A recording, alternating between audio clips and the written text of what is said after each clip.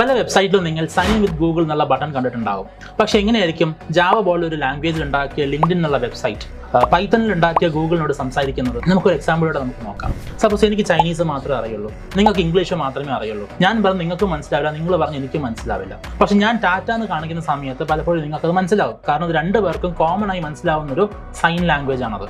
ഇതേപോലെ അയച്ചു കൊടുക്കേണ്ട ഡാറ്റ ലിങ്ക്ഡിൻ ജെയ്സൺ ഫോർമാറ്റിൽ സേവ് ചെയ്യും.